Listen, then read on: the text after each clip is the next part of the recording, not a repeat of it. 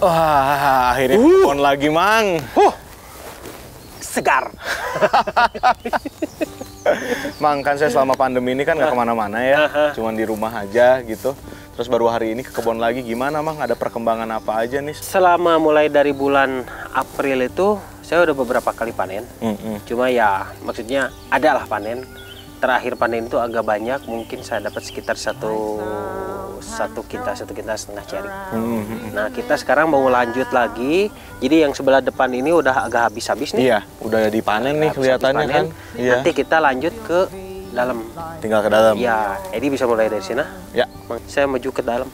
Oke. Nah, terus tapi hati-hati ada ulat namanya tuh ulat bengserat. Iya. Kita nyebut bengserat. Iya. Kalau kena itu bisa langsung perih. Terus kalau misalnya terjadi kena, nggak usah panik. Teriak aja, Bang, tolong. Tapi obatnya sih sesimpel sama matiin aja, ambil kotorannya.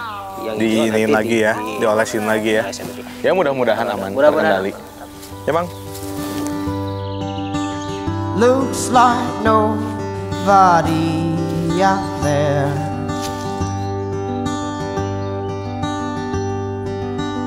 People are walking by themselves. Bang, Yo, udah dapat?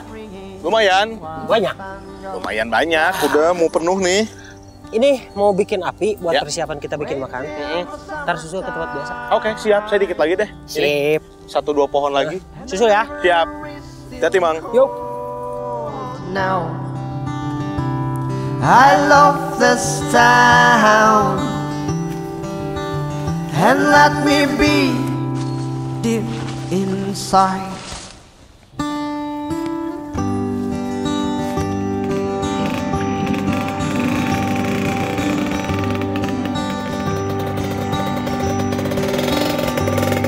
The yellow house on the hill. Si Gaya. Woi. Mang, Tunggu. sorry Mang, saya teh susah ngebukanya. Wih, mantap. Berat nih, asik. Yuk. Siap, susah aja. Thank you, Mang. Sambil nunggu api, itu tadi makanan yang buat makan kita Hah? di motor yang di box motor. Di box ya? Ntar biar gue siapin dulu. While the sun goes down, waiting for summertime. Bam! Sip. Oke. Waduh. Jadi kemarin keidean untuk bikin sandwich. Karena kan kita lagi di tengah kebun juga. Dan kayak riuh aja gitu kalau misalnya makan harus pakai piring apa. Pinginnya bikin makanan yang memang handy. Ya. Yang langsung makan. Ada roti juga. Jadi kepikiran untuk bikin steak sandwich. Steak sandwich, cuman dari bagian part dagingnya kita dapat ribeye. Oke. Gitu. Ini ada butternya dibikin garlic butter. Itu hijau-hijau pakai apa? Ini pakai parsley. Oh, sih. Jadi si butternya nanti kita bakal olesin ke roti. Terus ini gue bikin garlic aioli. Terbuatnya base-nya dari mayones. Terus ada garlic, ada mustard, terus ada vinegar juga. Nah ini fungsinya nanti buat olesan setelah roti di toast pakai butter. Nah nanti olesan rotinya pakai garlic. Ya. Ini punya caramelized onion. Nah caramelized onion tadi di cabin bikin dulu sengaja. Cuman bawang bombay aja itu. Nanti kita bakal kasih caramelized onion di atas steaknya. Gitu. Nah, tadi itu kebetulan lagi jalan keliling-keliling, nemu beberapa berry, kali aja bisa dimasukin. Nah iya, sekalian kalau misalnya ada berry atau ada daun-daunan liar yang bisa kita makan, bisa dicampurin tuh, Mang. Ya. Bentar kita ini. Saya sambil ngambil pen juga sih. Oke. Sip. Bentar.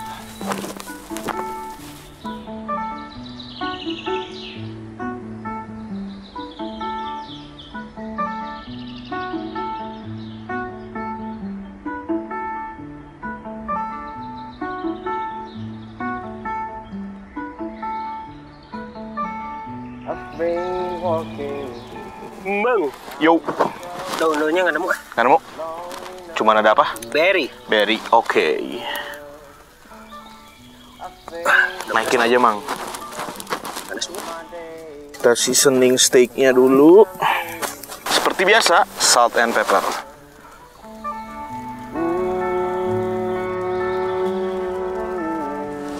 Kita kasih garamnya agak banyakan, soalnya dagingnya lumayan tebal ya. Ini sekitar sekiloan. Jadi kita masing-masing punya jatah 500 gram. Waduh, pesta.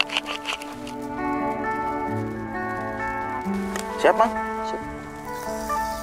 Like a song about the way Oke, sambil kita nunggu steak, kita oles roti. light not sleeping at night.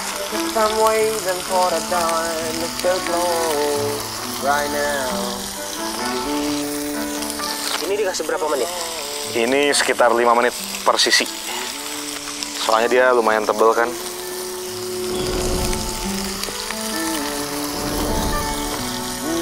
Usahakan minyaknya merata. Nah, Nggak usah ditambahin minyak ya? nggak usah. Karena nanti si lemaknya bakal cair dan akan nambah minyak yang udah kita masukin tadi. Jadi nggak perlu ditambahin minyak lagi.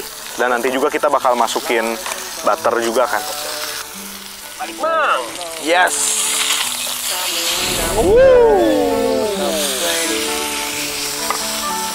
Light not sleeping at night. Kita kasih butter, Mang. Waiting for the dawn to still glow right now.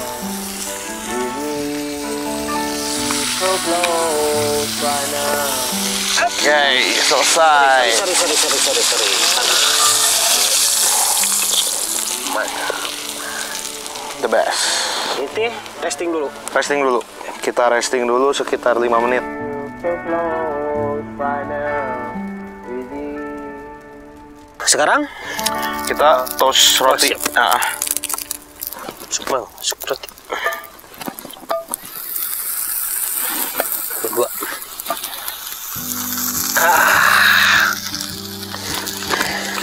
Oke, ini udah ada roti yang kita toast. Sama kita oles garlic aioli. Wangi banget. Pengipet. Sister, I have to call you sister.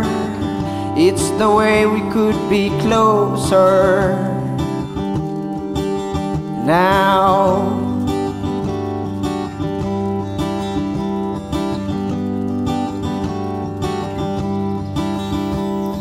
Brother,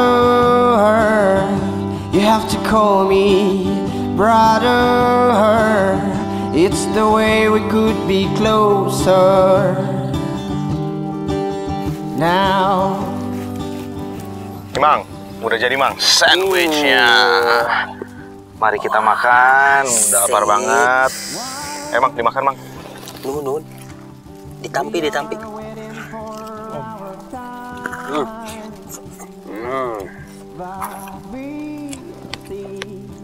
Dagingnya enak banget. Nggak kayak biasanya bawa daging. Di treatment dulu pasti. Ada yang beda ya rasanya. Beda, enak. Siriba yang kemarin gue dapat tuh, gue wet aging dulu, Mang. Jadi Aging itu apa? wet aging itu sebenarnya simpel. Daging fresh yang kita punya, kita masukin ke plastik vakum, terus kita langsung masukin ke kulkas. Nah, tapi bukan freezer ya. Di bawahnya itu yang Di bawah. bikin itu. Nah, gue diemin tuh kemarin selama kurang lebih 1 mingguan lah. Dan itu ada proses yang dimana kalau proses aging tuh ya mungkin bisa dibilang pendewasaan. Dia tuh bakal menumbuhkan bakteri-bakteri yang baik, yang dimana si bakteri-bakteri ini bakal ngancurin si beberapa otot-otot yang ada di daging. Jadi daging bakal lebih empuk kan. Kan biasanya kalau sandwich, sembarang sandwich dibikin cuka. Ya, alot kan. Alot gitu. Ini enggak. Terus karena itu efek dari di aging juga, dia bakal munculin rasa-rasa beefy yang jarang kita dapetin di daging yang fresh.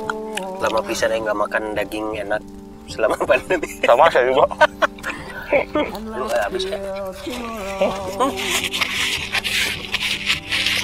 Enak banget. Bang, ngomong-ngomong, panen yang sekarang kok agak ya sedikit. Tapi dibanding 3 tahun sebelumnya, ini udah yang paling bagus. Nah, jadi selama pandemi itu ada beberapa kali panen, sudah beberapa kali panen, dan sampai sekarang itu total mungkin dapatlah sekitar 500 kiloan. Emang tahun kau kita dapat berapa ya? Paling juga 300, 200 sudah 3 tahun ini. Tapi pernah waktu yang lagi bagus-bagusnya itu di tahun 2016 itu kita keluar 1 ton sebenarnya. Cuma yang sekarang pernah yang sibuk banget itu tuh keluar 1 ton. Keluar 1 ton. Sepertinya cuaca agak lebih bersahabat tahun ini. Kalau orang Sunda bilang ada musim panyelang, musim antara. Jadi saat musim kemarau turun hujan beberapa kali di siang hari, itu cukup untuk tumbuhan masih tetap hidup gitu. Kan memang bertahap ya kalau kita panen. Ekspektasi Kang Gia, kita bisa panen di top di berapa untuk yang sekarang? Ya mungkin di sekitar 800 kiloan keluar. Jadi kalau 800 kilo itu dengan proses yang kita lakukan, itu kita mungkin bisa dapat 10%-nya lah 80 kilo. Nah jadi sepertinya tahun ini kita bisa agak banyak stok. Agak banyak stok ya. Sedangkan makan memang teman-teman selalu bertanya, panen kapan? Kang Gia panen kapan? Gitu kan. Pengen beli dong, gini gitu. Kita sendiri kemarin bukannya nggak mau ngeluarin produk kopi kan? Yang jadi permasalahan kemarin adalah hasil panen yang memang tidak menentu. Banyak sekali variabel permasalahan. Betul. Yang bikin hasil panen kita tuh nggak menentu kan? Baik dari cuaca, ya kan? Gue juga pernah bilang ke teman-teman bahwa biasanya dari hasil panen yang kita dapat di kebun kita, yang paling kita utamakan adalah kita sendiri dulu. Buat stok kopi kita. Ya kan? Nah, kita sering ngobrol lah. Kita nggak mau nyusahin orang lain. Kalau mau ngopi ya nanam sendiri kan. Ya kan? Jadi setiap panen udah aja kita simpan sendiri dulu. Nah, kayaknya sekarang kan kita lumayan nih punya hasil panen yang buat kita sih sudah, buat kita pribadi udah cukup berarti ya Kang ya? Ya, nanti nih saya juga harus ada roasting kopi. Besok bisa coba cupping. Jadi setelah cupping kita bisa tentukan itu cocok nggak buat teman-teman. Benar. Gitu. Sikat lagi dong. Yang ini padahal yang gede mah. Yang kecil. Terus Bang, kalau kita mah menjalani ini dengan sukacita ya. Jadi kayak datang ke sini juga sekalian refreshing ya, datang ke kebun juga. Santai. Iya, cuman memang yang selalu gue pikirin tuh kayak ini aja sekarang kita panen capeknya luar biasa loh. Belum setengah kebun juga dikerjain, 1/4 juga belum loh. Ya kan?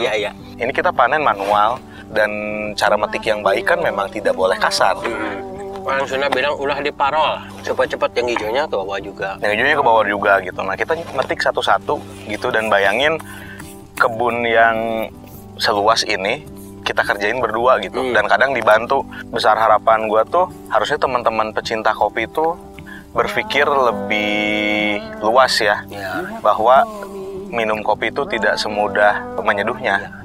Banyak proses-proses yang terjadi di belakangnya, ya kan, yang dimana kita harus memberikan apresiasi juga. Ya gitulah, mudah-mudahan sedikit banyak bisa dikabarkan juga ke rekan-rekan yang ada di kota, mereka yang kopi minta dari mana, misalnya Gayo atau Jayagiri, udah berapa harganya, 30.000, ya udah selesai gitu.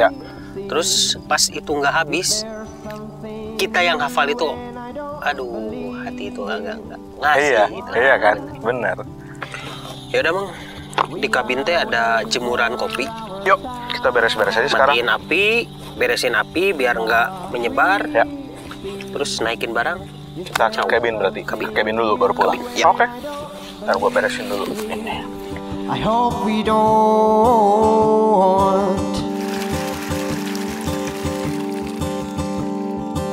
And that's till tomorrow.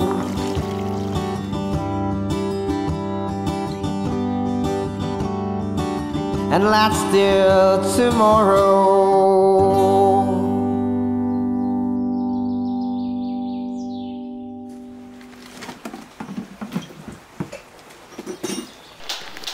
Wajan, Kang Dik. Iya Kang. biasa pinjam mesin. Siap. Jadi ini kopi saya yang panen sekarang, terus mau di profiling ulang biar rasanya enak. Nah, untuk profiling rate-nya Paling di 225 masuk. masuk 225, Ya, nanti keluarnya di 197. keluar 197. Naiknya Naiknya biasanya sekitar 13 menitan. Mang, saya ngambil gelas kaping dulu ya. Bentar. Sip.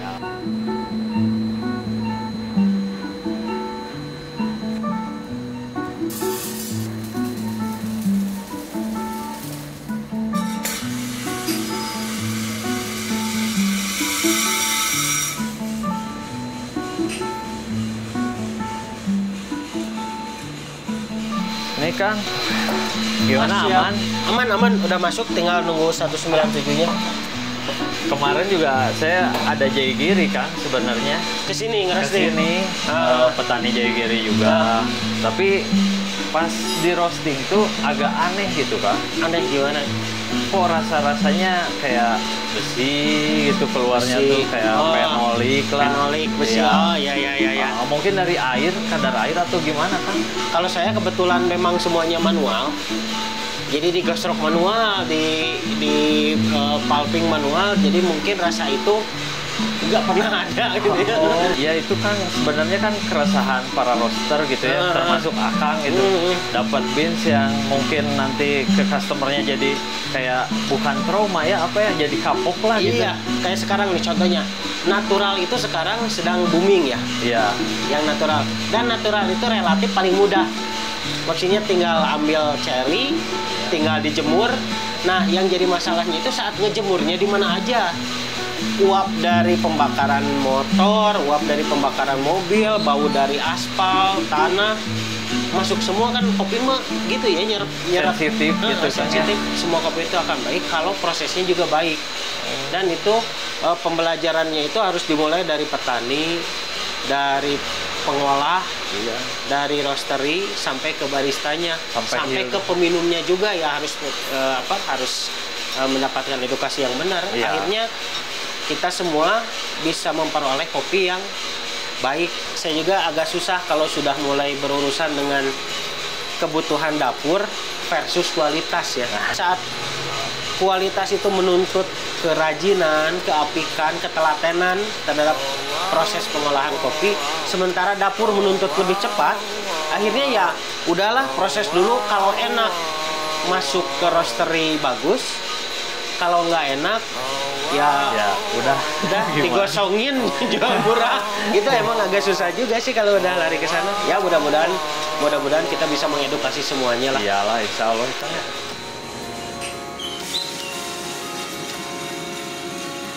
And the end of the day came, and I'm ready to go. I only have to close my eyes,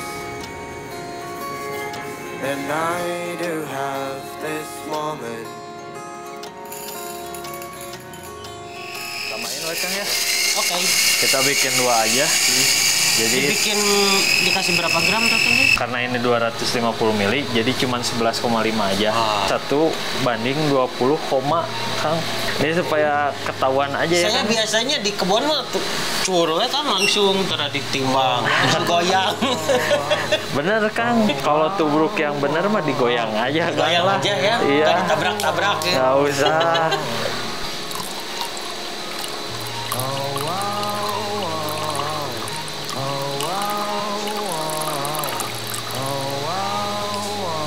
Udah 3 menit Kang, 4 udah 4 menit. menit, Udah Kang. 4 menit. Kebetulan. Ya. Bisa ya? Ya. Boleh di break ya? Nah, ini wanginya kenal ini. Kecium Kang, kecium. Cium, wanginya kenal ini. Nanti kita bersihin dulu aja Kang ya. Siap. Kita 2 aja lah. Dua aja. Soalnya Sekarang fresh gini ya. rose, aduh. Aromanya jasmine tea. Floralnya dapat. Asemnya nggak terlalu asam justru. Asamnya lebih ke marmalade lagi, Iya. balik lagi. Jeruk jam. Jeruk jam. Jadi asem banget enggak, terlalu orange manis juga enggak. Iya. Kayak di tengah-tengahnya gitu. Tengah-tengahnya. Sip. Nuhun pisan, makasih udah dikasih pinjam mesin lagi. Dan ini baru profile yang pertama dan saya memang ada beberapa, mungkin ada 1 kintal kan. Nanti mau nebeng lagi. Boleh, dan silakan sini.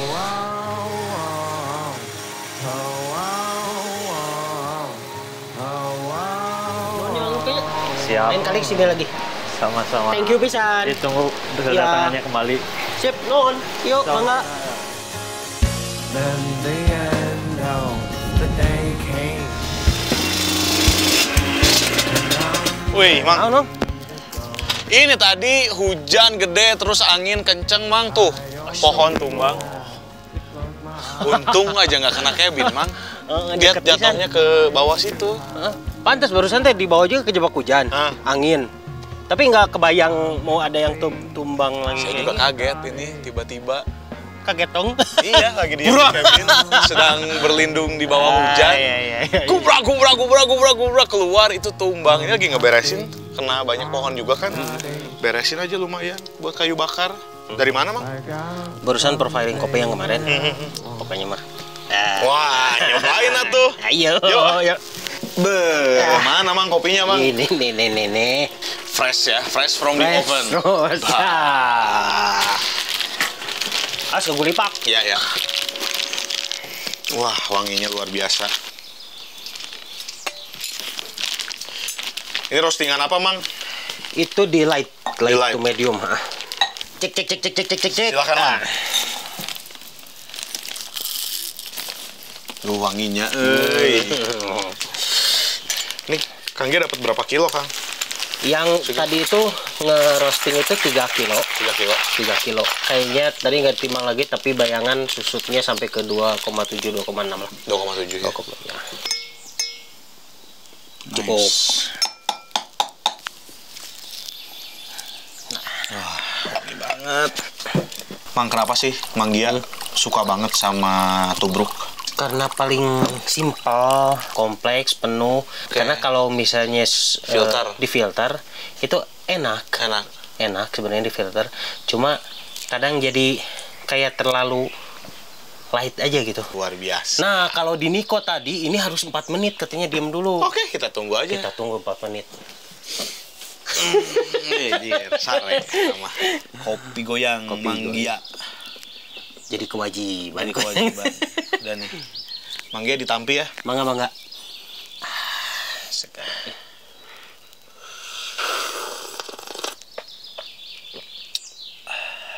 Wah, gokil. Gimana? Yang pasti dia fruity. Ya. Cuman gua ngerasa kayak ada rasa dari jeruk. Asik. Ya kan? Iya. Tapi dia tuh nggak terlalu asam. Iya. Nggak manis juga. Iya. Tengah-tengah.